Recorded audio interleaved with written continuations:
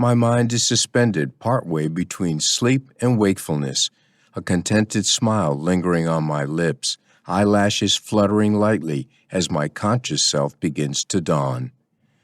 Then my eyes flash open, the smile disappears in pain, and a pile of imagined letters flutter before me.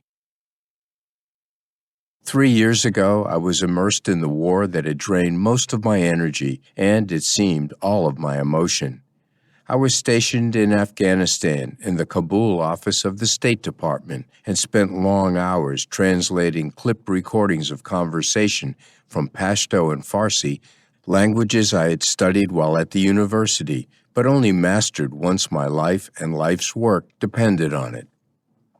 From scratchy audio files to shards of handwritten notes, my work combined the monotonous exercise of an archaeologist dusting off an ancient stone with the keen awareness that a missed word or nuance could get someone killed. I knew that guessing right might put a wanted man in the crosshairs of an American drone, but guessing wrong could annihilate an innocent family instead. Spending long days briefing my civilian leaders, who brief their military counterparts, and the subtleties of culture and tradition of the locals was tiring and exhilarating, all at the same time.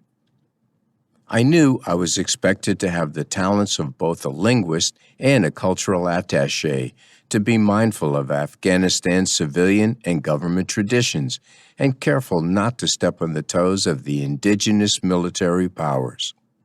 It was a tricky balancing act, to say the least. Spending month after month worrying about other people's egos, both American and Afghan, left little time to worry about my own ego. I needed a break. Rotating back to the States was still a ways off, so a quick R&R in Italy seemed like the best way to rebalance my life. After 18 months on station, short periods of rest were not hard to get approved, so I took a week off and headed for Positano on Italy's Amalfi Coast. I had heard and read about the little fishing village turned Europhile getaway, and it seemed like the perfect prescription for what ailed me. I stuffed my rucksack with clean clothes, then reached for my laptop and satellite phone. I hefted the computer, looked at it with resignation, then slid it back into the desk drawer, pleased that I had cut the cord that bound me to it. I was not so successful with the sat phone, knowing that I couldn't be out of touch with the station completely. A driver handling a dusty station truck took me to the Hamid Karzai International Airport on the edge of Kabul, where I transferred to a military hop out of country. Another stop and another plane, and I landed in Rome aboard a commercial flight dropping into Leonardo da Vinci Airport. I gave half a thought to spending a night there, but the din of activity reminded me of what I was trying to get away from. Instead, I boarded an Italian train to Sorrento, where I transferred once again, this time to a small, unair-conditioned taxi for the drive to Positano. As the car left Sorrento, the countryside smoothed out, and the long strip of blacktop in front of me provided time to unwind and begin to reset my inner engine to a slower speed.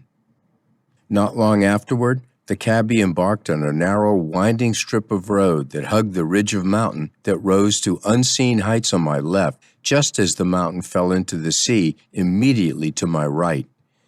It was not exactly mountain goat territory, but I did occasionally wish that the driver would slow down and prevent the tires from screeching their way around the dead man's curves. We were on the Viale Positea when suddenly the car came to a stop, and the driver hopped out to retrieve my rucksack from the trunk. On my left was a long line of single-story shops and cafes.